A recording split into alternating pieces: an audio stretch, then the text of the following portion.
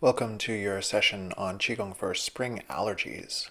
So this is a phenomenon of liver qi stagnation, causing the energy to rise up and then interact with some other syndromes in the body we can talk about later. So the first thing you're going to want to do is remove stagnation. So this is one example. The dragon stretches its claws. I'm using the shoe sound, even though that's been edited out. And you can use any of the moves. Go back and watch that video on the main meridian syndromes to get an idea of what addresses what, but anything that's going to help with that liver qi stagnation, which is going to be the root of this challenge. Then we're going to move into descending the energy. So it's the stagnation, but then it's the uprising that causes the red eyes, that causes the sneezing, some of the irritability that comes with allergies. So we have again that gallbladder 21 point. And remember, don't do this one for pregnancy. There are some other points that you might use, such as those at the base of the skull, which you'll see next here. And this is gallbladder 20, which is a master point for dispelling wind invasions. And it's even used for if you catch a cold or a flu. This is another type of wind invasion that allergies are also in the same family of. And for that, you can always go back and watch the Qigong for autumn, which has Qigong exercises for wind invasion and some other point combinations that you might think of. Then continuing with the dispersing, another great example of dispersing downward is the 10 dragons rushing through the forest. And this one is obviously useful again for headaches. That's one of the big uses, but if you have this energy of the wood element coming up and afflicting those upper orifices, making you sneeze, making your eyes water, this is one to do, to just send that energy downward. The idea, this is a protocol for spring allergies because the idea is that you get them in spring because that wood element is out of balance and so the energy rises up. Now, of course, there's science about pollen counts and such things, but my own experience has been that this traditional knowledge and that modern knowledge actually do really well together. If you protect yourself against pollen, you get fewer allergies. For me, if I protect myself against cats, but also I find if I do my Qigong, I have a little more tolerance against known allergens. And so I am definitely a Qigong convert in that regard. Then once you've done the descending, we are going to get into a tonifying section. And this actually gets at the root of these allergies. So the liver qi stagnation is part of it, making the energy rise up. But the root is actually said to be often a type of deficiency in any allergies. In Chinese medicine, your defensive energy is like a shield around you that protects you from invading pathogenic forces.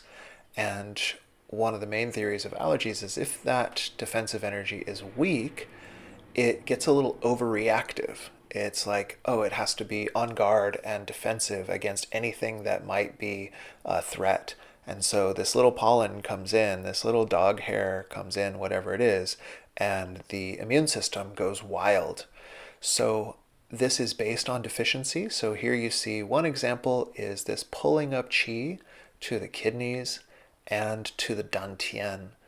That front area I'm calling dantian is also a point called qihai, means ocean of energy, and that tonifies the kidney yang, which is said to be the base of the immune field in the body, the Wei Qi field. But it also tonifies the spleen energy, which is one of your primary sources of all the qi in the body. So we're building the kidneys, which are the source of all the yang. They're a storehouse of qi. And then we're tonifying the spleen, which is the source, they would say the source of the the post-heaven qi. Edit that out of your mind. The post-heaven qi, meaning the qi that you extract from food and sustenance. The last thing that this one will do is it helps to anchor the energy down. So this exercise will also tonify the kidney yin a bit. It'll tonify the liver blood by tonifying the spleen. Watch that last video. And you can also see the turning here. This one is also just another way to tonify, and it tonifies this belt channel.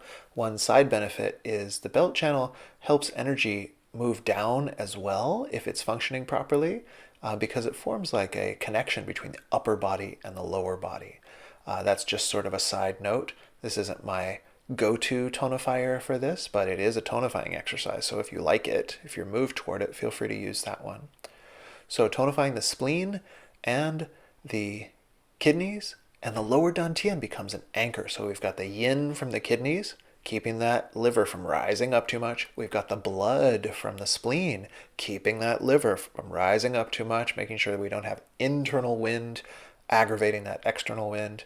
And then the main thing this is doing is it's tonifying the wei qi, or the immune system energy in the body.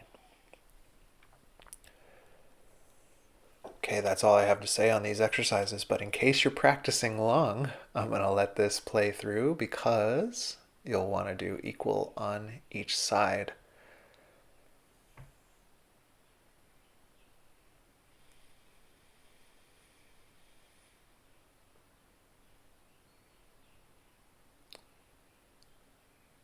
Then included in this video, I'm also going to review the Acupoints. So the first one coming up is that liver 3 Acupoint. It's between the big toe and the second toe.